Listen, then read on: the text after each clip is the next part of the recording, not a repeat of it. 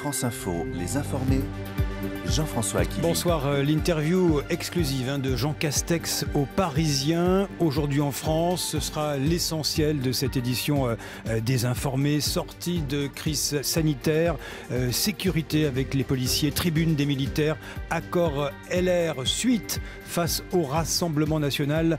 Le Premier ministre questionné sur les sujets du moment. Nous en parlons avec vous, Eugénie Calimi, rédactrice en chef adjointe du service politique du Parisien, aujourd'hui en France, avec Nora Hamadi, journaliste présentatrice de Vox Pop le dimanche sur Arte, le magazine sur l'Europe, avec Étienne Girard, rédacteur en chef Société à l'Express, et Thomas Clé, professeur de droit à l'université Paris 1, Panthéon, Sorbonne et avocat. Bonsoir à tous les quatre, bienvenue. Bonsoir. Et nous sommes ensemble jusqu'à 21h.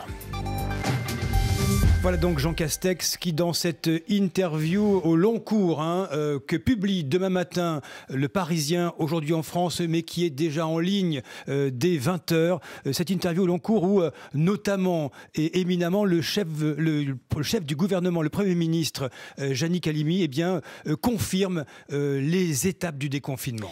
Il les confirme et il les précise, Jean-François. C'est en ce sens que l'interview du Premier ministre chez nous est extrêmement intéressante. On peut dire que Monsieur Castex retrouve ses habits. Souvenez-vous de Monsieur Déconfinement, sauf que ça avait été suivi par un reconfinement light après. Mais là, c'est ça qui, je pense, est très important, au-delà de toutes les précisions qu'on va décliner tout à l'heure sur les dates d'ouverture et les modalités d'ouverture. C'est le ton du Premier ministre qui est ferme, qui est optimiste, qui est prudent. Avec de la prudence, c'est ça.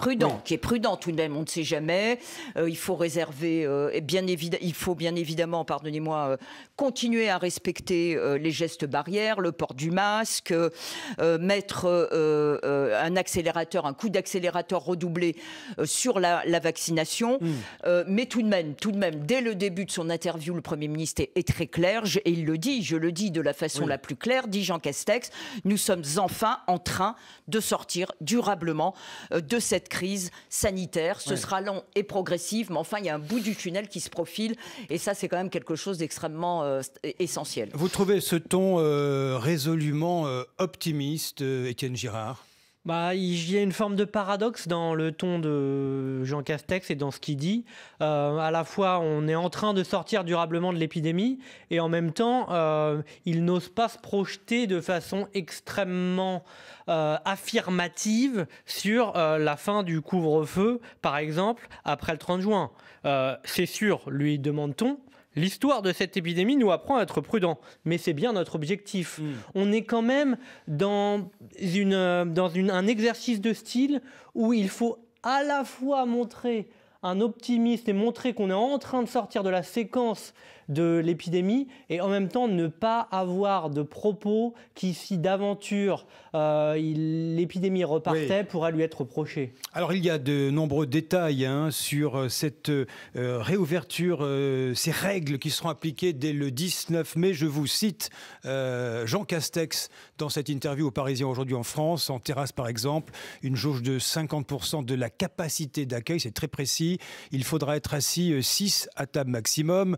Évidemment, personne n'ira à l'intérieur des restaurants et des bars. Au cinéma, au spectacle, la règle sera de 1 siège sur 3, un plafond de 800 personnes par salle. Tous vont rouvrir, y compris les grands centres commerciaux, avec une jauge de 8 mètres carrés par client. Pas facile à appliquer tout cela. Et tous les marchés couverts vont rouvrir également dans les mêmes conditions pour les marchés en plein air, avec une jauge de 4 mètres carrés de moitié, puisque par définition, ça se passe dehors. Nora Hamadi, nous en savons plus. Et il y a aussi cet objectif. Alors ça, c'est ce que tous les Français attendent, pardonnez-moi, ces terrasses qui rouvrent et cette vie normale qui commence à reprendre malgré les contraintes. Oui, c'est effectivement l'attente et l'attente d'une reprise, si tant est qu'elle puisse se faire, parce qu'on voit bien effectivement à quel point la prudence du Premier ministre est palpable dans cet entretien. C'est un retour à la presque normale. Donc effectivement, 1 siège sur 3 dans les cinémas, les théâtres, mais qui ne dépasseront pas en fait des jauges de 800. La possibilité de revoir en fait tous les commerces ouverts, y compris les plus grands. Mais pour autant, il y a aussi la question qui se pose du retour à la vie normal, mais dans un cadre qui est celui des ponts du mois de mai, et avec une petite crainte quand même de voir, avec les brassages qui sont liés aussi à ces week-ends de prolongés que les Français vont prendre, et on le voyait notamment sur la manière dont beaucoup de gens se sont jetés sur le week-end de l'Ascension, oui. Le risque en fait d'un effet Noël. Voilà, d'un effet Noël qu'on a vu à l'étranger chez nos voisins. Donc, c'est effectivement un peu la jurisprudence de l'année dernière où on s'est dit, bon, allez hop, on rouvre au 11 mai. Et finalement, on a vu très vite repartir tout cela. Et ce qui est assez intéressant, c'est de voir aussi que le Premier ministre nous dit que malgré tout, sur le pont de l'Ascension, on pourra continuer à se faire vacciner, y compris sur son lieu de vacances, sachant que là aussi, on a encore des problématiques de doses non arrivées. Alors, il y a cette citation de Jean Castex, il y a une différence majeure, je rebondis sur ce que vous dites à l'instant, Nora Hamadi. Il y a une différence majeure par rapport à l'été dernier. Nous avons appris et surtout nous avons la vaccination. Je termine ce premier tour de table avec vous, Thomas Clé. Vous, ce qui a retenu votre attention, ce sont les fan zones. Je sais que vous êtes un grand spécialiste du football. Il y aura des fan zones, Oui, elles ne seront pas interdites. C'est l'annonce, j'allais dire, c'est l'annonce principale. Ce serait vraiment caustique de dire ça. Non, c'est un des éléments. Ils nous annoncent que des fan zones seront ouvertes pour l'Euro de football. Mais au-delà de ça, ce qui est intéressant, c'est qu'au fond, vous l'avez rappelé, Yannick Halimi, il y a un an, c'était Monsieur Déconfinement. Il faisait déjà ce travail, mais il le faisait dans l'ombre. Aujourd'hui, il fait le même travail, sauf qu'il le fait en pleine lumière. Et d'ailleurs, il est devenu Premier ministre. Et donc, il porte les annonces qu'il mettait en œuvre l'année dernière. Et il nous scénarise un peu le déconfinement. Pour reprendre d'ailleurs la métaphore du football, il dit nous touchons au but. C'est la première phrase. Nous touchons au but sur la sortie. Voilà, donc il scénarise, il scande le déconfinement. On est dans le processus qui a été annoncé par le président de la République. Et en même temps, il a la clause de revoyure qui est prête, puisqu'il nous dit attention, tout ça pourrait évidemment changer, etc. Bon. Il n'y a pas, dans cette interview, n'en déplaise aux Parisiens, il n'y a pas d'annonce absolument spectaculaire. C'est très très long comme texte par rapport à ce qu'on trouve de réellement nouveau dans l'interview. Mais ça fait partie de la pédagogie nécessaire. C'est une façon de le poser aussi, Thomas, de poser sur la table les mesures qui arrivent et le calendrier qui se déroule. Exactement. Et excusez-moi, Thomas, vous êtes quelqu'un d'initié, très bien informé, mais je crois qu'il y a énormément de choses qui sont officialisées, de dates, de protocoles. Vous voulez dire qu'elles sont noir sur blanc, Yannick qui sont noir sur blanc. Absolument, officialisé par qui? Par le Premier ministre. Au-dessus, il n'y a que le président de la République. Donc voilà. Et donc c'est le 19 mai. Cet élément, il n'y a rien de neuf. Cet élément quand même est extrêmement important pour l'ensemble des Français. Il est d'autant plus important que tout de même, n'oublions pas qu'il y a encore, je crois que c'était ce matin ou hier, il y avait toute une partie du corps médical et des épidémiologistes qui disaient attention, la crise sanitaire n'est pas derrière nous et les décisions qui vont être annoncées probablement dans le Parisien, comme c'est le cas donc aujourd'hui, sont des décisions plus politiques que sanitaires. Donc là, politiquement, le Premier ministre quand même prend date et c'était extrêmement important de ce point de vue. Allez, 20h11. Nous restons sur cette interview exceptionnelle de Jean Castex dans le Parisien aujourd'hui en France. C'est l'heure du fil info avec vous. Pardon pour le retard. Victor Maté. À Bordeaux, en Gironde, la mort d'une femme à son domicile, tuée par le tir d'un policier. Elle venait d'agresser un autre policier avec un couteau. Des faits qui interviennent alors que le Premier ministre Jean Castex reçoit en ce moment les syndicats de police. Très remonté après la mort d'un brigadier la semaine dernière à Avignon et 2 semaines après l'attentat qui a coûté la vie à une policière à Rambouillet. La mort de Michel Fourniret, 79 ans, le tueur en série condamné 2 fois à la prison à perpétuité, notamment pour le meurtre de 8 adolescentes et jeunes femmes. L'ogre des Ardennes avait aussi été mis en examen dans 4 affaires, dont celle de la disparition d'Estelle Mouzin en 2003, dont il avait avoué le meurtre l'an dernier. Près de 107 000 morts du Covid en France, 300 supplémentaires depuis hier, seul chiffre qui baisse, celui des patients en réanimation, désormais 4 870. Une minute de silence, mais aussi des discours, cérémonie à Paris cet après-midi pour la journée nationale des mémoires de la traite, de l'esclavage et de leurs abolitions. 20 ans après la loi Taubira, cérémonie en présence d'Emmanuel Macron. Dans la bande de Gaza, au moins 9 morts, dont 3 enfants et un commandant du Hamas tué par des frappes israéliennes en représailles à des tirs du Hamas vers Israël. Depuis ce week-end, Palestiniens et police israélienne s'affrontent sur l'esplanade des mosquées. Des violences qui ont déjà fait des centaines de blessés. France Info. 20h, 21h, les informés. Jean-François Akili. Alors, il y a un point très important qui est abordé dans cette interview du Premier ministre dans Le Parisien aujourd'hui en France. Quid du pass sanitaire? Sa mise en œuvre, répond Jean Castex, est en train d'être discutée au Parlement. La philosophie générale, c'est de réserver ce pass aux grands événements qui rassemblent environ plus de 1000 personnes au même moment. Écoutez ce qu'on a dit pendant la discussion parlementaire aujourd'hui à l'Assemblée nationale, justement, à ce sujet, le ministre de la Santé, Olivier Véran. Ce pass sanitaire n'est pas un pass vaccinal. Pour le valider, un test PCR ou antigénique pourront être des éléments de preuve suffisants. Ce pass sanitaire est avant tout un outil de sécurisation du repli épidémique et d'accélération, c'est un point essentiel, de la réouverture progressive des commerces, des restaurants et des grands événements. Il prend deux formes au sein de ce projet de loi. D'abord un pass frontière et ensuite un pass grands événements, mis en place pour permettre plus d'activités, plus d'événements sportifs, culturels, là où nous prenions sinon le risque de fermeture ou de restrictions encore plus prolongées. Voilà donc ce pass sanitaire évoqué à l'Assemblée nationale par Olivier Véran. Je vous rappelle qu'il y a l'examen actuellement en première lecture à l'Assemblée du projet de loi sur la gestion de la sortie de crise sanitaire. Nora Hamady, c'est un détail important. Il y a un double aspect sur ce pass sanitaire, notamment aux frontières. Oui. Alors effectivement, ça a fait énormément de débats depuis plusieurs semaines. Il y a eu beaucoup d'atermoiements sur la mise en œuvre ou non de ce pass. La question de la jauge à partir de laquelle ce pass sanitaire sera exigé était effectivement en débat. On voit bien que la jauge de 1000 personnes fait que ce sera potentiellement que pour les grands événements. Et tant mieux, car il a été à un moment question que ce soit effectivement le cas pour accéder aux restaurants, pour accéder potentiellement à des centres commerciaux, etc. Et la deuxième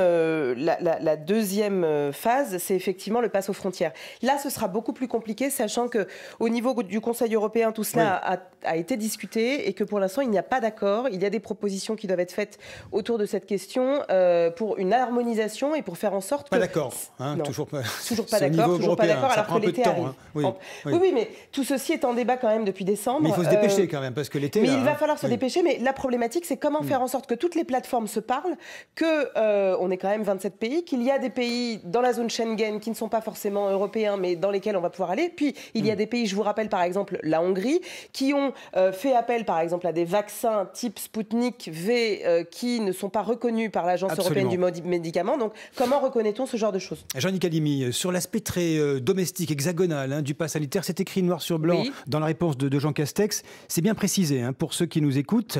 Les grandes salles de spectacle, les conférences, les grands concerts, les salles, ça c'est oui. Il y a un pass sanitaire qui arrive. Mais pas pour le reste. Il y a un pass sanitaire qui arrive, effectivement. Je vais pas revenir sur ce que vient de dire Nora Hamady. Effectivement, ce n'est pas un pass vaccinal qui l'a posé énormément de questions au regard de l'égalité des citoyens devant la loi, puisqu'encore aujourd'hui, ce pass sanitaire devrait entrer en œuvre très très vite, on le sait. Mais encore aujourd'hui, tout le monde n'a pas accès à la vaccination, même si la dynamique s'accélère. Donc c'était impossible. Et être vacciné ne veut pas dire qu'on ne tombe pas malade. Oui, mais absolument. Donc il y a cet aspect-là. Donc ce n'est pas un pass vaccinal. Et l'autre élément, vous le disiez, Jean-François Akili, parce que ça avait suscité la polémique et l'opposition de toutes les petites surfaces, notamment les petits commerces et les petits restaurants, à qui, au début, il y a quelques semaines, il était question, effectivement, pour pouvoir réouvrir ces restaurants pour aller vite et ces cafés, le pass sanitaire eût été obligatoire. Et là, la profession a provoqué, s'y est opposée en disant que, un, c'était pas leur job, et deux, que ça remettait en cause un peu, ils n'étaient pas les vigiles et les gardiens des libertés publiques. Donc cet élément-là, effectivement, a été surmonté par le fait qu'il n'aura pas accès. L'obligation de ce pass sanitaire ne sera pas demandée à l'entrée de toutes ces petites surfaces, pour faire court. Alors ça mérite d'être précisé, parce que ceux qui nous écoutent, qui nous regardent aussi, se posent évidemment la question ce soir. C'est détaillé donc dans cette interview de Jean Castex dans Le Parisien aujourd'hui en France. Ça va vous intéresser, Thomas Clé, particulièrement parce que vous enseignez le droit. Voici les arguments contre le pass sanitaire. C'était dans la foulée d'Olivier Véran, le député de la France Insoumise de Seine-Saint-Denis, qui le juge liberticide. Vous avez commencé par dire qu'il ne serait utilisé qu'aux frontières, histoire sûrement de nous rassurer. Et vous proposez maintenant, à la dernière minute, d'étendre l'utilisation de ce pass d'entrée à certains rassemblements, exactement ce que nous craignons. C'est un amendement déjà absurde, car pourquoi viser les foires ou les rassemblements de loisirs et pas les autres, comme les lieux de travail ou de culte? Vous dites que jamais le pass sanitaire ne sera exigé dans les activités quotidiennes, mais comment pouvez-vous l'affirmer? Une fois qu'il sera mis en place, comment éviterez-vous qu'un restaurateur, par exemple, ne l'exige à l'entrée de son restaurant pour satisfaire telle ou telle clientèle? Alors, Jean Castex est très précis, mais est-ce qu'il y a un doute, selon vous, Thomas Clé?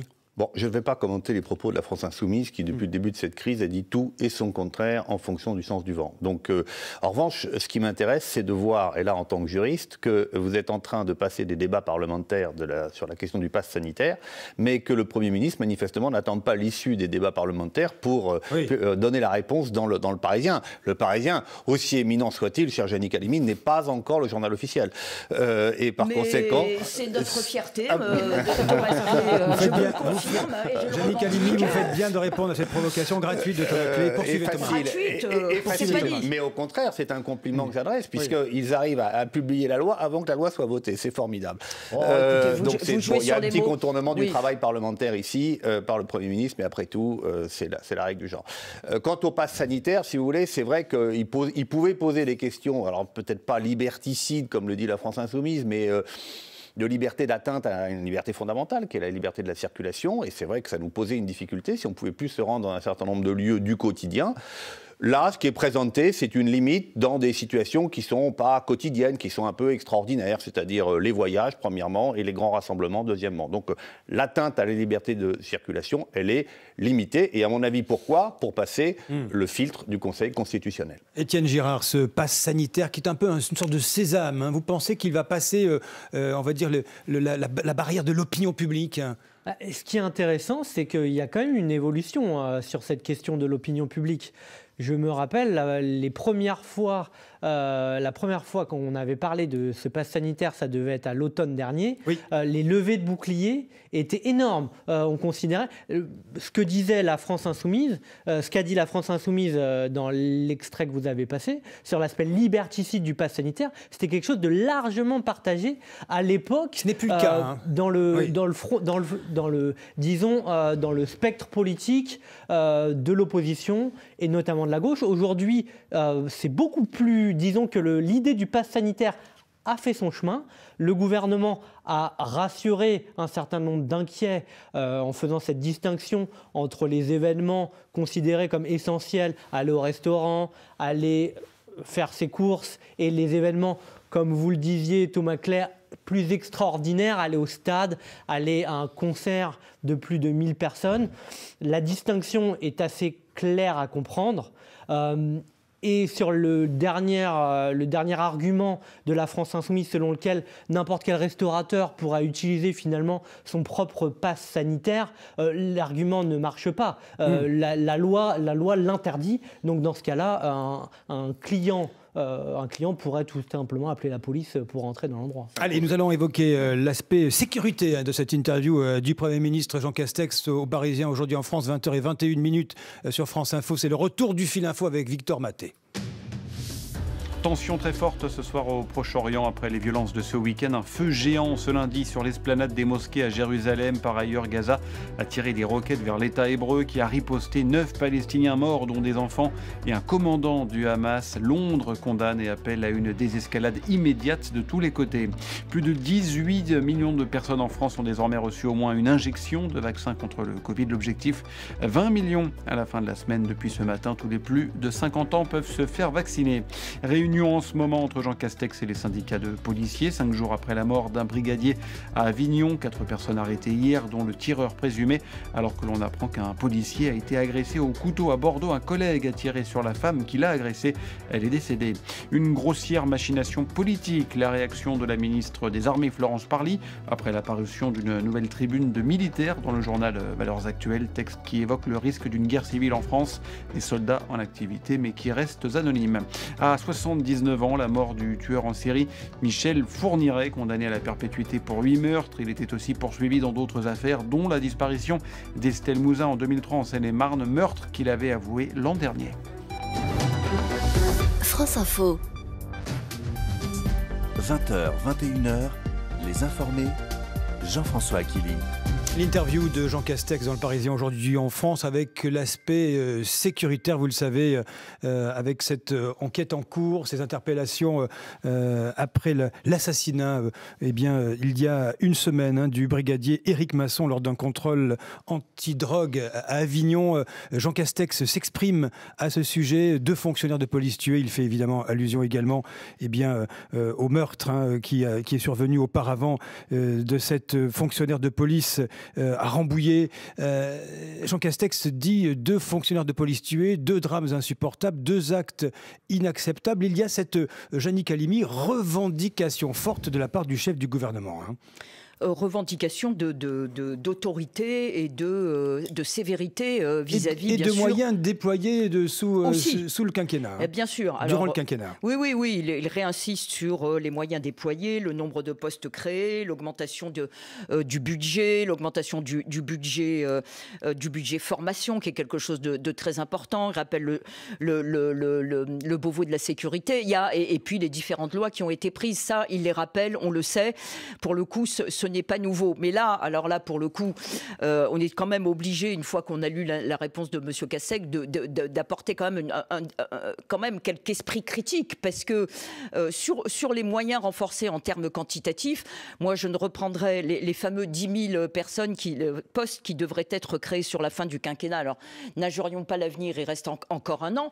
Mais au jour d'aujourd'hui, le chiffre avancé, je ne prendrai que cet exemple, par les pouvoirs publics et notamment le ministère de l'Intérieur, c'est la création de 6 214 postes de policiers et de gendarmes. Or, Valérie Rabault, qui est la présidente du groupe des députés socialistes qui avait été sous le quinquennat Hollande rapporteur du budget, qui connaît parfaitement les chiffres, et a passé à la loupe, pardonnez-moi, il y a quelques jours, les chiffres avancés par le gouvernement, et elle estime, et c'est vraiment chiffre en main, qu'il n'y a pas 6 000 et quelques postes créés en plus au jour d'aujourd'hui, enfin à la fin 2020, il y a 1109 postes en moins. Beaucoup moins chez les policiers, un peu plus chez les gendarmes, mais le solde est négatif, premièrement. Et deuxièmement, si je puis me permettre, l'autre, je pense que Nora Hamadi va développer amplement, parce que je sais que c'est ça. Allez-y. L'autre élément qui est la politique sécuritaire du gouvernement, et que les policiers eux-mêmes lui reprochent, c'est qu'il y a une sorte de spirale infernale de violence entre la police et ceux qui violentent la police. Et même les policiers n'en peuvent plus. Alors, pourquoi ? Parce que la stratégie développée notamment depuis les Gilets jaunes et M. Castaner, ministre de l'Intérieur, c'est d'aller au contact avec les manifestants, avec les gens, les trafiquants. Et par rapport à cela, il y a une sorte, encore une fois, de spirale, alors que dans les pays, notamment européens, beaucoup, dont l'Allemagne et les pays scandinaves, sont venus plutôt à une stratégie de désescalade, et de ça, le président de la République ne veut pas en prendre acte, et je pense que du coup, le climat de confiance entre l'opinion publique et les policiers et même le gouvernement a tendance à se déliter. Vous faites bien de préciser tout cela, Jannick Halimi, parce que les syndicats de police sont reçus à Matignon en cette fin de journée. Et les arguments de Grégory Joron, secrétaire général délégué du syndicat Unité SGP Police FO sur France Info ce matin. Et moi, c'est ce qui me gêne d'ailleurs, c'est cette espèce d'incohérence gouvernementale où on demande aux policiers finalement de taper fort, d'avoir une action forte sur le terrain, et c'est bien normal, et mes collègues y vont de tout leur cœur, honnêtement, pour essayer de faire en sorte d'interpeller le maximum de personnes et de délinquants. Et malheureusement, de l'autre côté, on a des circulaires ou des lois ou sur la régulation de la population carcérale, en effet, où on demande aux magistrats de relâcher, de faire de la peine alternative, ou même pour des raisons de crise sanitaire, d'accentuer les remises de peine. Alors donc ces arguments des syndicats de police, rassurez-vous, nous resterons sur cette question-là à l'ouverture de la deuxième partie de ces informés de France Info, mais quelques mots tout de même, Thomas Clé, sur les revendications, durcir la chaîne pénale et peut-être faire évoluer la politique carcérale. C'est une sorte de dialogue de sourds, est-ce que c'est nécessaire ? Non, mais là on tombe dans le sarkozysme, dans ce qu'il avait de pire, c'est-à-dire à chaque nouveau drame, une nouvelle loi. C'est pas possible, on ne peut pas gouverner la France en changeant les lois en fonction de ce qu'on voit sur les chaînes d'information en continu. Le drame, évidemment, c'est un drame absolu, ce qui s'est passé avec cet assassinat d'Éric Masson. Mais pour autant, Est-ce qu'il faut tout changer? Je trouve qu'on devrait, en réalité, ne pas tomber dans le piège, qui est toujours le même à 1 an des élections, de verser sur le terrain de la sécurité, de verser le débat sur le terrain de la sécurité. Ça fait le lit de l'extrême droite, on arrive sur les thèmes de l'extrême droite, et c'est là, maintenant, la réponse du Premier ministre, c'est vraiment plus sécuritaire que moi, tu meurs. C'est une espèce de course à l'échalote sur qui sera plus sécuritaire, comme si c'était la seule manière de gagner les élections. Nora Amadi, sur ces questions, il nous reste peu de temps avant la pause, mais il vous reste 1 minute. Oui. Oui, là, effectivement, on voit bien qu'on est en train d'avoir une escalade autour de ces questions. Et la problématique, c'est que ça fait 40 ans. Hein, je crois que je parle sous le contrôle de Thomas Clé, mais le premier rapport qui parle de la précarisation en fait, de la police sur le terrain, c'est le rapport Perfit, et on est à la fin des années 70.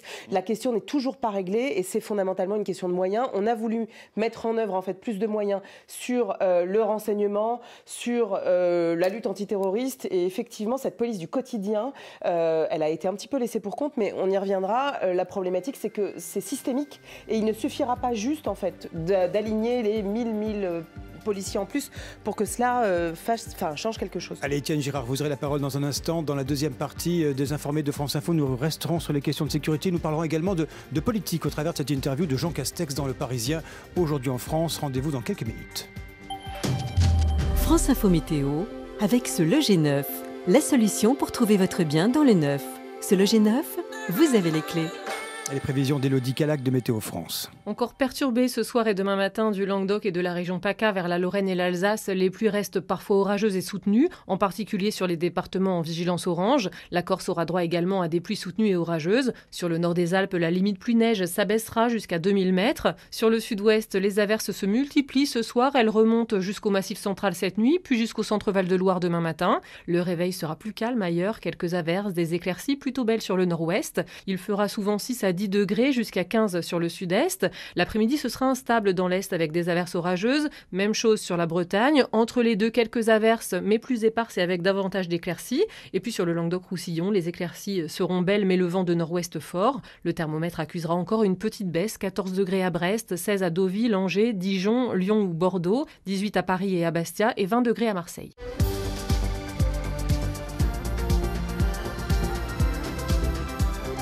20h30 sur France Info. L'info avec vous. Bonsoir Thomas Bénèche. Bonsoir Jean-François, bonsoir à tous. Des précisions ce soir sur les protocoles de réouverture des établissements fermés. Dans un entretien aux Parisiens, le Premier ministre les détaille. Cafés, bars et restaurants pourront rouvrir leurs terrasses le 19 mai, comme promis, mais avec une capacité de 50% seulement dans tous les magasins, y compris les centres commerciaux à partir du 19 mai. La jauge sera d'un client maximum pour 8 mètres carrés. Plus de 18 millions de personnes bénéficiaires d'une primo-injection en France. Parmi elles, près de 8 millions ont reçu une seconde dose de vaccin anti-Covid, selon Santé publique France. L'agence sanitaire qui livre par ailleurs ce soir d'autres chiffres, ceux du nombre de patients pris en charge dans les hôpitaux pour une infection au coronavirus. Plus de 25 660 malades soignés, dont 4 870 en réanimation. La mort aujourd'hui d'un tueur en série, Michel Fourniret, 79 ans. Malade, il était hospitalisé à Paris dans une unité sécurisée depuis le 28 avril dernier. Condamné à la perpétuité pour le meurtre de 8 femmes ou jeunes filles, il était mis en examen dans 4 autres dossiers, dont la disparition d'Estelle Mouzin en 2003 en Seine-et-Marne. Pour Yves Charpenel, ancien procureur général près la cour d'appel de Reims, Michel Fourniret était un manipulateur. Il a d'ailleurs constamment et jusqu'à la fin joué parce qu'il a avoué en réalité, parce qu'il a été mis vraiment dans un angle par les aveux détaillés de son épouse, et ensuite il a fait des aveux partiels, il est revenu dessus, il n'a jamais tout dit parce que ça lui permettait de garder une marge de manœuvre et pour lui c'était le plus important. Là, vraiment, c'est particulièrement cruel pour les familles de toutes ces victimes, mais c'est vrai aussi que pour les enquêteurs, on a eu la chance encore d'avoir, à partir de son arrestation, tant en Belgique qu'en France, des enquêteurs de grande qualité, mais quand même, voilà pratiquement 50 ans de carrière criminelle qui est venue crescendo.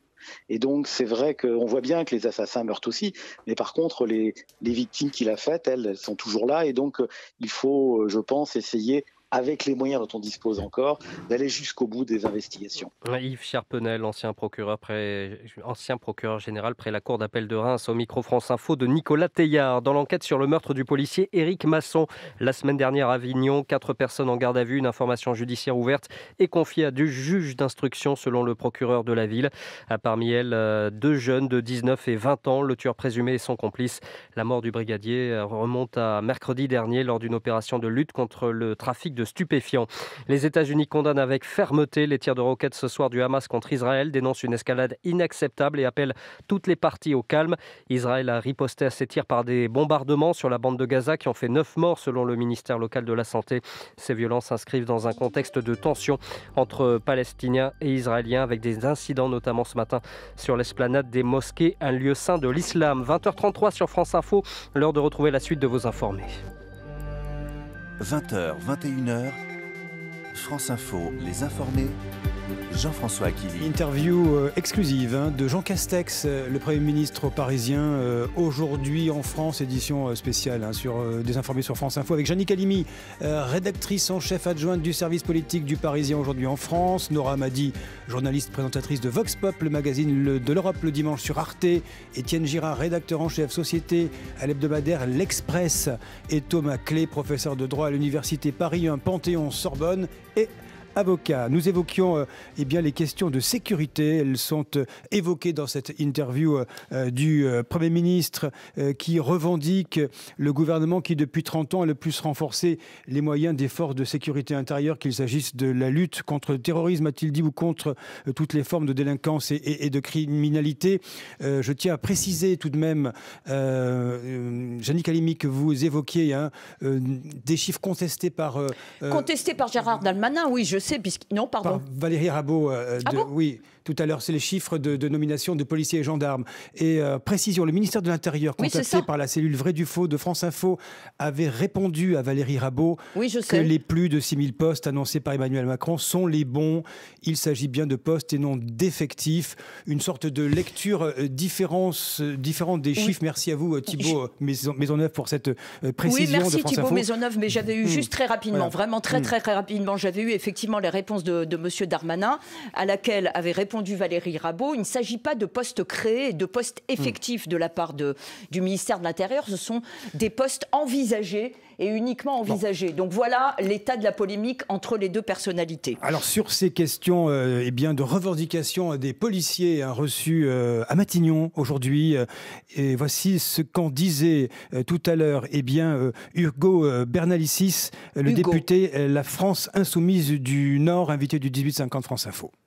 Est-ce qu'on fait assez d'investigations judiciaires qui sont plus sûres pour les policiers et qui permettent d'interpeller les trafiquants plus efficacement? Ou est-ce qu'on mise tout sur le flagrant délit, quitte à mettre en danger un certain nombre de policiers sur le terrain? Voilà, c'est des sujets de fond et c'est des débats de fond. Et j'aimerais qu'on puisse parler de ça. Déjà à froid, évidemment, mais aussi là dans la circonstance, ça me semblerait mieux qu'une polémique politicienne sur on condamne pas assez les délinquants, etc. C'est pas vrai, on n'a jamais autant condamné dans ce pays, on n'a jamais autant mis de gens en prison dans ce pays qu'aujourd'hui. Étienne Girard, pour prendre un petit peu de hauteur sur ce débat, il s'invite là dans les campagnes successives, que ce soit les régionales, départementales, mais éminemment l'élection présidentielle à venir. Ce débat-là sera central, la sécurité. Oui, il est saisissant ce débat. D'ailleurs, quand on essaye d'avoir des chiffres incontestables sur une montée ou non de la violence dans la société, on n'en a pas. Parce que même sur ce sujet, les spécialistes s'étripent. Les chiffres bruts expliquent que oui, on a une hausse du nombre de plaintes, et donc oui, on a une hausse du nombre de plaintes pour violence, et donc ça tend à montrer qu'il y a une hausse de la violence dans la société, mais certains spécialistes contestent ces chiffres-là, expliquent qu'il faut plutôt prendre en compte les grands sondages que sont les enquêtes de victimation, parce que finalement, des chiffres bruts, ça peut montrer qu'il y a une hausse dans le nombre de dépôts de plaintes et pas forcément dans le nombre de faits de violence. La vérité, c'est que quand on regarde les sondages, les Français expliquent qu'ils ont la sensation, qu'importe finalement pour eux les chiffres, la sensation que l'insécurité augmente, et dans les sondages, ils expliquent aussi que pour eux, Emmanuel Macron est très peu crédible sur cette thématique-là. Ceux qui trouvent Emmanuel Macron le plus crédible sur cette thématique, et c'est ironique, c'est la gauche. Et finalement, l'électorat qui se trouve au centre, à droite et à l'extrême droite est beaucoup moins convaincu par Emmanuel Macron que par ses adversaires, par exemple par quelqu'un comme Xavier Bertrand. C'est aussi pour ça que Xavier Bertrand axe tout son début de campagne régional, qui sera peut-être un début de campagne présidentielle, sur ces questions de sécurité. Alors il y a le corollaire des questions de sécurité, c'est cette tribune des militaires, la deuxième que Valeurs Actuelles publie, cette fois-ci des militaires d'actifs, des anonymes, questionnés sur ces tribunes de militaires. Eh bien, le Premier ministre répond, de quoi parlons-nous? C'est une tribune politique, dit-il, d'extrême droite. Appelons un chat, qui sont-ils? Qu'ils s'affichent, qu'ils assument s'ils considèrent que l'essentiel est en jeu. J'y vois surtout une manœuvre politique. Même son de cloche ce matin de la part de Bruno Le Maire, le ministre de l'économie, qui était l'invité de France Info. Pour quelqu'un qui a, comme moi, un attachement si profond aux armées françaises, qui considère qu'elles ont fait la grandeur de notre pays, que le sang a été versé pour protéger notre territoire, nos valeurs, ce à quoi nous croyons depuis des siècles, qui aujourd'hui voit nos jeunes, eux, ils disent rien. Eux, ils ont les armes à la main, ils sont sur le terrain et ils vont combattre les islamistes. Ben, c'est cette armée-là que j'aime, c'est cette armée-là que je respecte, c'est cette armée-là qui a fait la grandeur de notre histoire, et certainement pas ces quelques poignées de militaires qui ont jugé bon, sous le couvert de l'anonymat, de reprendre la rhétorique de l'extrême droite. Réponse cinglante à ce sujet, Jannick Halimi, même de la part de Jean Castex. Manœuvre politique, dit-il. Bien sûr, de la part de Jean Castex, de la part de la République En Marche, de la part même de la gauche et d'une partie de la droite, les Républicains. Certains, quand même, ont appuyé ces tribunes, et le Rassemblement national, en revanche, appuie également, dans sa globalité, le parti, en la personne de Marine Le Pen, en disant que dans la mesure où il n'y a pas un appel à la rébellion et au putsch, il fallait entendre et écouter ce que disait l'armée. En tout cas, c'est quand même une première depuis très longtemps, le fait que l'armée, cette grande muette, s'invite quand même dans une campagne régionale et notamment présidentielle. Alors qu'il soit instrumentalisé ou pas, moi, c'est pas moi, notamment par l'extrême droite, c'est pas moi qui vais le dire. En revanche, ce que je remarque, au-delà des positionnements des partis politiques, je remarque tout de même qu'une grande partie de l'armée, par ses représentants, le général Lecointre, le général à la retraite Henri Bentéja, se prennent plus que leur distance, critiquent de façon frontale, j'allais dire, ces prises de position nominatives ou anonymes de la part de ces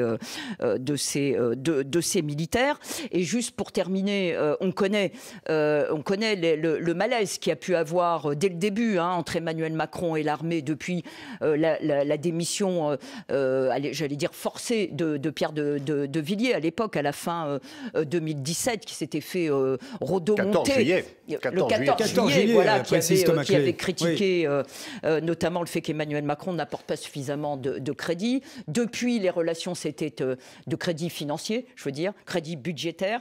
Depuis, les relations s'étaient améliorées. Le budget de la défense a fortement augmenté, va continuer à augmenter jusqu'en 2023. Je voudrais juste terminer. 25% de moyens supplémentaires, dixit Jean Castex. 200 milliards de plus, effectivement, entre 2019 et 2023. On a vu hier, quand même, cette image très symbolique pendant le 8 mai, sous l'Arc de Triomphe, où jamais on avait vu un président de la République s'arrêter aussi longtemps pour parler avec les chefs d'état-major. Il y a une volonté, quand même, de plus que de rapprochement, en tout cas, de confirmer et d'insister sur le fait, d'un côté, que l'armée reste républicaine, et de l'autre, de la part du président de la République, il est hors de question de mettre toute l'armée au banc de la République. Allez, il est 20h41. Dans un instant, nous parlons de politique à travers cette interview de Jean Castex, et nous allons découvrir que des discussions se poursuivent avec LR. Mais pour l'heure, c'est le fil info avec vous, Victor Maté. Des précisions ce soir sur la levée des restrictions sanitaires, ouverture des terrasses, des bars et restaurants le 19 mai avec la moitié seulement de leur capacité d'accueil, un client pour 8 mètres carrés dans les commerces, et puis les mineurs pourront reprendre le sport en intérieur. Cela vaut pour les gymnases et les piscines. 4870 personnes en réanimation, la baisse se poursuit en revanche, plus d'admissions à cause du Covid dans les hôpitaux et 292 décès supplémentaires en 24 heures. Toujours à propos du coronavirus, l'OMS classe comme préoccupant préoccupant le variant indien, notamment parce qu'il est jugé plus contagieux, comme elle l'avait fait pour les variants anglais, brésiliens et sud-africains. L'enquête se poursuit après la mort la semaine dernière d'un policier à Avignon. 4 personnes interpellées hier soir, dont le tireur présumé. Les syndicats de police en colère, reçus en ce moment par Jean Castex. Michel Fourniret n'était pas un monstre, c'était un sale type. Réaction sur France Info du chroniqueur judiciaire Stéphane Durand-Soufflant après l'annonce de la mort du tueur en série à 79 ans. Le Hamas a franchi une ligne rouge. Israël réagira avec force, les mots du Premier ministre Benyamin Netanyahou, après des tirs de roquettes de Gaza vers l'État hébreu qui a riposté en faisant 9 morts à Gaza d'après les autorités locales. Les violences de plus en plus fortes depuis ce week-end à Jérusalem. Washington condamne une escalade inacceptable. Et puis la Loire, la Haute-Loire, l'Ardèche, le Rhône et l'Ain, ces 5 départements du sud-est placés en vigilance orange par Météo France, des risques de fortes pluies et d'inondations jusqu'à demain matin. France Info. 20h, 21h, les informés, Jean-François Akili. Jean Castex, c'est la politique, mais Étienne Girard, vous voulez réagir à cette tribune numéro 2 des militaires publiée par Valeurs Actuelles. Oui, parce qu'on n'a même pas détaillé son contenu. Son contenu est extrêmement radical. Il y a notamment une phrase dans cette tribune sur laquelle il faut revenir. « La guerre civile couve ». Rendez-vous compte, c'est hallucinant. On est en train de discuter dans Les Informés d'une tribune dans laquelle des militaires anonymes expliquent tranquillement qu'on serait un pays au bord de la guerre civile. C'est extrêmement préoccupant, à mon sens, qu'un média comme Valeurs Actuelles décide de publier une telle tribune pour 2 choses. D'une part, son contenu. C'est quand même pas anodin d'aller expliquer à ses lecteurs que la guerre civile couve. Et encore plus, par l'anonymat de ses signataires, autant on peut comprendre l'intérêt journalistique de répercuter que des généraux dont on connaît le nom, dont on connaît la carrière, ont pris une position, autant publier une tribune anonyme dont on ne peut pas vérifier l'identité des signataires et dont on nous encourage à signer le contenu sur le site internet. On est dans un mélange des genres total, avec en plus une ambiguïté contenue en bas de la page internet entre le nombre de lecteurs de la page et le nombre de signataires. À mon sens, là, on est dans le cas d'un média qui s'égare totalement, et c'est très préoccupant sur des velléités de désordre nouvelles à l'extrême droite de l'échiquier. Alors, merci pour ce dégagement, Étienne Girard. La tribune en question évoque une France en proie à une déchéance qui précède l'effondrement, annonce le chaos et la violence. Je cite tout ça. Ces anonymes militaires qui accusent le président, les ministres, les parlementaires, les officiers généraux de lâcheté, fourberie, perversion. Vous vouliez commenter également de votre côté, Nora Hamadi. Oui, parce que ce qui est aussi intéressant en fait à décortiquer là-dedans, c'est le fait qu'il y ait aussi des analyses, des sondages qui remontent sur le vote des militaires. Et je pense notamment à Jérôme Fourquet qui a fait remonter en fait une étude selon laquelle 4 militaires sur 10 en France votent pour l'extrême droite. Non, pardon Nora, c'est pas militaire, c'est force de sécurité, c'est-à-dire policiers compris. Ah oui, parce que selon une étude du Cevipof, dans ce cas-là... C'est pas un sondage, c'est une extrapolation à partir des bureaux de vote dans lesquels résident des militaires. Alors selon, là, cette fois-ci, une étude du Cevipof, là, ce que j'avais, c'est 60% des policiers choisissent Marine Le Pen, et ça, c'est l'opinion qui sort ça aujourd'hui. Mais sur cette extrapolation, ce que je trouve assez intéressant, c'est que ça interroge aussi beaucoup sur le rapport à l'autorité, en fait, au sein de l'institution militaire, au sein de la défense, et c'est ça qui est assez intéressant à explorer, c'est qu'est-ce que cela raconte, en fait, de notre pays, d'avoir aussi aujourd'hui une institution militaire qui se voit, enfin, une institution militaire, une partie de l'institution militaire qui se voit au bord de la guerre civile d'une part, et pour qui la seule réponse serait fondamentalement Marine Le Pen. Ce n'est pas pour dire que Marine Le Pen est la seule à répondre à cette question, mais c'est bien qu'en fait, sur les moyens apportés, sur les réponses, il y a quelque chose en fait à mettre en débat et qui en l'état aujourd'hui ne l'est pas. Alors, puisque vous évoquez Marine Le Pen, je me tourne vers Yannick Halimi, qui, du Parisien aujourd'hui en France, connaît cette interview par cœur désormais. Il est question des tractations, retour, puisque c'est Jean Castex qui avait annoncé cette liste commune de Renaud Muselier en Provence-Alpes-Côte d'Azur avec La République En Marche. Et là, nous apprenons, Yannick, que ce rapprochement reste d'actualité. Absolument, c'est aussi quelque chose d'extrêmement intéressant et que nous apprend le Premier ministre dans le texte. Il dit « Je souhaite que le rapprochement ait lieu, je souhaite que ce rapprochement reste d'actualité, je souhaite que les discussions se poursuivent. » Donc, bien sûr, non pas au nom de manœuvres politiques, dit le Premier ministre, mais dans la recherche de l'intérêt régional, l'intérêt général, pour une région et ses habitants. Donc, est-ce que le Premier ministre prend ses désirs pour des réalités, ou est-ce qu'effectivement des discussions continuent entre Renaud Muselier et peut-être Madame Cluzel, qui, à la surprise générale, avait annoncé que de nouveau sa liste était de nouveau dans le jeu. Tout ça, je ne sais pas si l'interview du Premier ministre ajoute de la clarté dans cet imbroglio politique, politico-partisan. Est-ce qu'au contraire, ça ouvre une piste pour de nouveau rebattre les cartes du jeu politique en PACA et peut-être sur la scène nationale dans les mois à venir? Point d'interrogation. Alors, Jean Castex dit, Thomas Clé, ce ne sont pas des manœuvres politiques, mais la recherche de l'intérêt général pour une région et ses habitants. Je ne suis pas sûr que les habitants traduisent la chose de la même façon. Épargnez-moi cette langue de bois, Jean-François Achilli. Non, en revanche, je crois que ce qui est intéressant, c'est qu'il joue pleinement son rôle de chef de la majorité. Que cette affaire en PACA est partie de lui, avec cette interview du journal du dimanche. Il n'a pas l'air désarçonné, en tous les cas. On l'a découvert dans le journal du dimanche il y a 8 jours. Et c'est donc lui qui a décidé d'une certaine manière de nationaliser cet enjeu régional. Parce que si ce n'était pas lui qui avait pris la parole, si on avait vu par exemple sur une scène à Marseille Sophie Cluzel et Renaud Muselier, il n'y aurait pas eu ce psychodrame qui est né juste après. Donc il a pris ses responsabilités, il a voulu nationaliser, aussi peut-être pour faire contrepoids à ce qui se passe en Bourgogne-Franche-Comté. Et d'une certaine manière, ça fait exploser, ou plus exactement, ça illustre ce qui se passe à LR, qui est désormais un parti tiraillé entre deux tendances quasiment irréconciliables. Ça me rappelle ce que disait Manuel Valls sur le Parti Socialiste il n'y a pas si longtemps.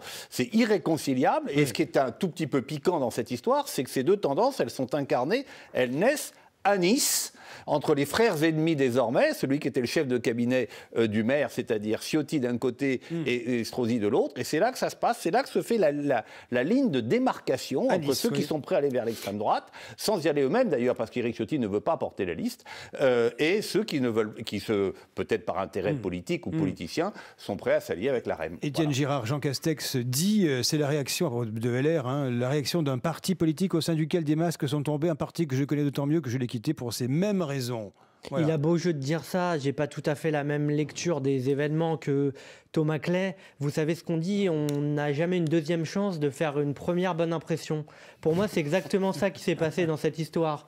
Ça aurait pu être un excellent coup, cette affaire de l'alliance inattendue Cluzel-Muselier au premier tour en PACA. Ça a été une pantalonnade totalement ratée par la majorité, parce que précisément annoncé par Jean Castex, donc avec volonté de nationaliser l'événement dans le journal du dimanche.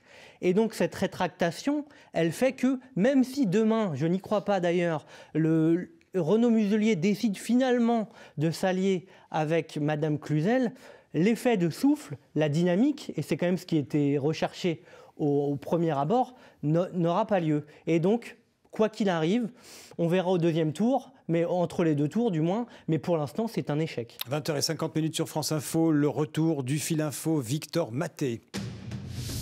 La France est en train de sortir durablement de la crise sanitaire, assure Jean Castex dans un entretien au journal Le Parisien. Près de 300 décès supplémentaires dus au Covid ce lundi, mais la baisse des patients se poursuit en réanimation. Matignon précise ce soir les levées progressives des restrictions sanitaires, avec notamment une ouverture des terrasses, des bars et restaurants à seulement 50% de leur capacité le 19 mai. On parlait de Jean Castex, le Premier ministre qui réagit à cette nouvelle tribune de militaires dans Valeurs Actuelles. Il dénonce une manœuvre politique politique de l'extrême droite, Jean Castex, toujours lui, reçoit en ce moment les syndicats de policiers très remontés après la mort d'un brigadier la semaine dernière à Avignon. Ce soir à Bordeaux, en Gironde, une femme a été tuée à son domicile par le tir d'un policier. Elle venait d'agresser un autre policier avec un couteau. La mort de Michel Fourniret, 79 ans, le tueur en série condamné 2 fois à perpétuité, notamment pour le meurtre de 8 adolescentes et jeunes femmes entre 87 et 2001. L'ogre des Ardennes avait aussi été mis en examen dans 4 affaires, dont la disparition d'Estelle Mouzin. Une minute de silence et des discours, cérémonie à Paris cet après-midi pour la journée nationale des mémoires de la traite, de l'esclavage et de leurs abolitions, 20 ans après la loi Taubira, cérémonie en présence d'Emmanuel Macron. France Info. 20h, 21h, les informés, Jean-François Akili. Jean Castex dans Le Parisien, aujourd'hui en France, évoque ses tractations avec LR, notamment en Provence-Alpes-Côte d'Azur, pour affronter le Rassemblement national. Quelques mots tout de même sur notre sondage Kantar Public, sur l'image du RN réalisé pour Le Monde et France Info. Les Français, de plus en plus nombreux à considérer que ce Rassemblement national n'est pas un danger pour la démocratie, mais ils ne sont qu'un tiers à l'estimer capable de gouverner et un quart à juger que Marine Le Pen ferait une bonne présidente de la République. La difficulté pour la présidente du RN, c'est ce dépassement qu'elle appelle de ses voeux. Gouverner demain, certes, mais avec qui? Emmanuel Rivière, politologue, directeur international pour les études politiques chez Kantar, qui était l'invité des Informés du matin sur France Info.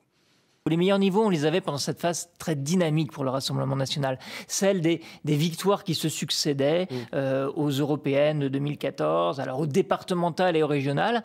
Sauf que s'il y avait un progrès électoral avec une capacité à se prétendre le premier parti de France, ça a chopé toujours quand il y avait des seconds tours, pour pouvoir rassembler et finalement constituer des majorités. Et là aussi, on a un point pour l'instant de limite, c'est que l'envie de s'allier avec le Rassemblement national recule, et recule notamment chez les sympathisants, les Républicains. Ils sont plus qu'un tiers, alors que dans les années précédentes, on était entre 40-50% qui disaient maintenant il faut faire quelque chose avec le RN. Étienne Girard, sur cet aspect des choses, c'est l'équation difficile de Marine Le Pen, ça. Oui, l'ambiguïté est impressionnante dans le regard qu'ont les Français sur Marine Le Pen.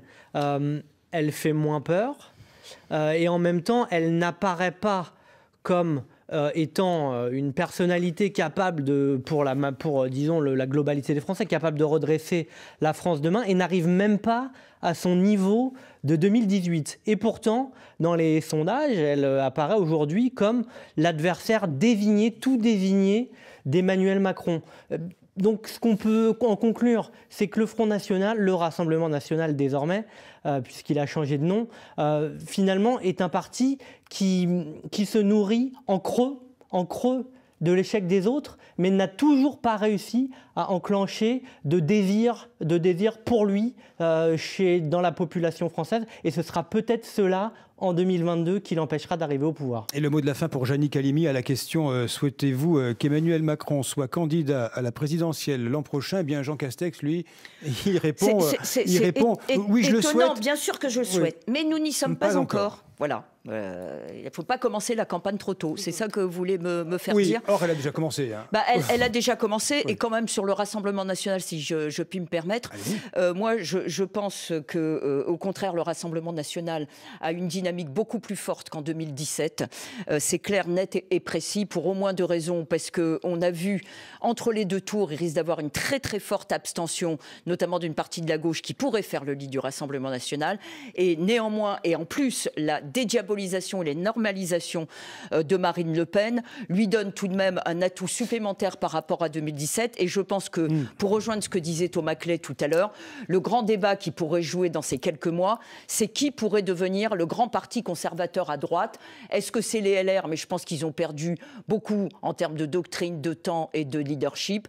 Et là, Marine Le Pen a un rôle à jouer dans cette constitution d'un grand parti qui phagocyterait et vampiriserait une partie des LR. Ce qui s'est passé typiquement chez nos amis, chez nos voisins polonais ou hongrois. Allez, voilà ce que l'on pouvait dire essentiellement de cette grande interview de Jean Castex à lire dans Le Parisien aujourd'hui en France.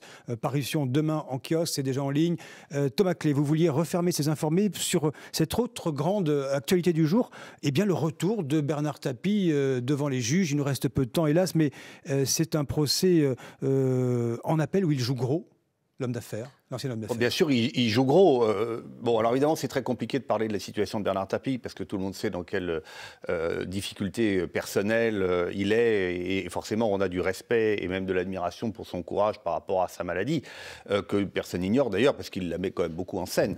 Et c'est vrai qu'il est dans un contexte très particulier, mais ce qu'il faut quand même bien comprendre, c'est que, parce que les gens n'ont pas bien compris ce qui s'était passé, et forcé de reconnaître que c'est compliqué, l'affaire de la fraude à l'arbitrage, elle est terminée. Elle a été sanctionnée par la Cour d'appel et par la Cour de cassation, par 2 fois d'ailleurs, par des juridictions qui sont au-dessus de tout soupçon.